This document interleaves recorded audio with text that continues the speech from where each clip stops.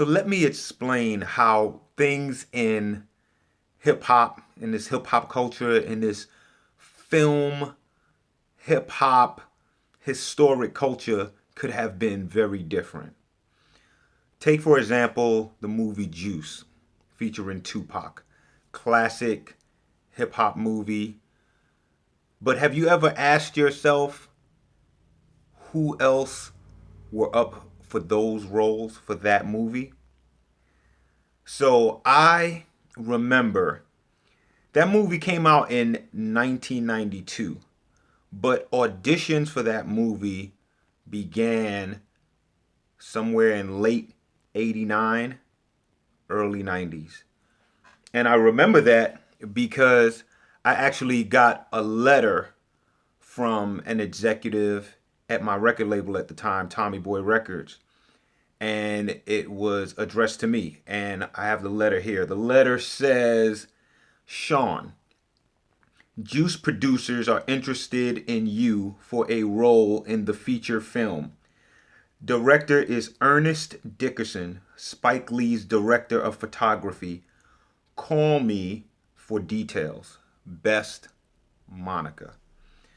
So that letter came from Monica Lynch, and it was a letter because the producers of Juice wanted me for a role in the movie.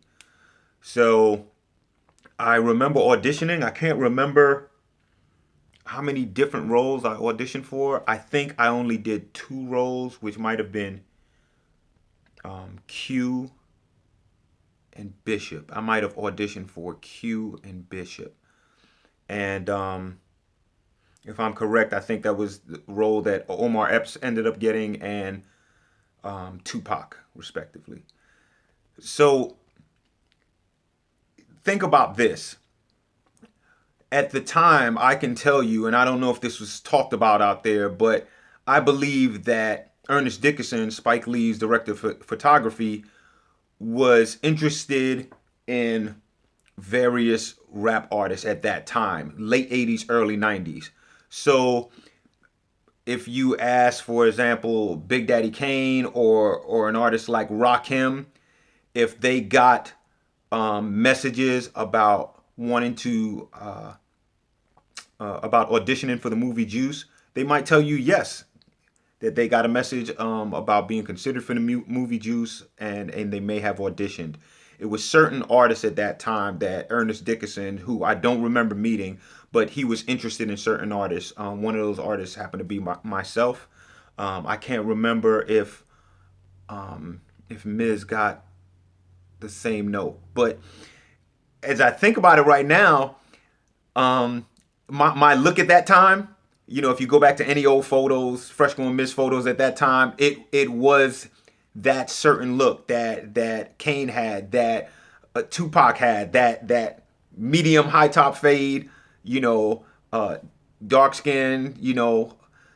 So it's just interesting that these roles in these historic films could have ended up very differently. So just a little insight for you about how these things happen in the industry. This is why you see, when you look at Queen Latifah's career, you'll see her playing very small roles, maybe having one line or so in the very beginning.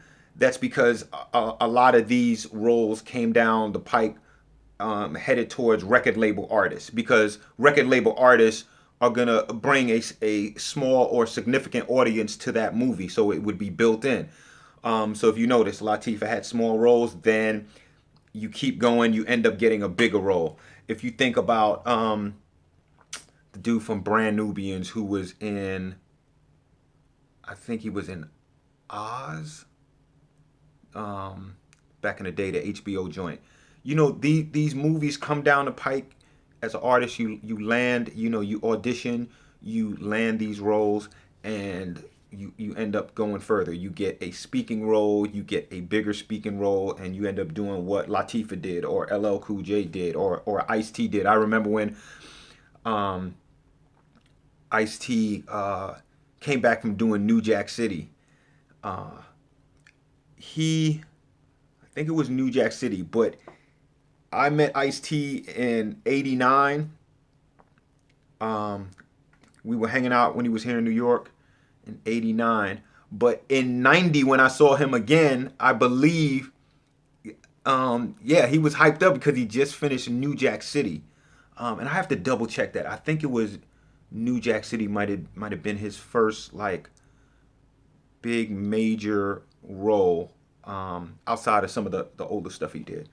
But yeah, he was very excited about that. At that time, he was with Darlene. Coco was, I have no idea what Coco was doing at that time, but yeah, he was very excited about getting that role. So for myself, obviously I didn't land the Juice roles.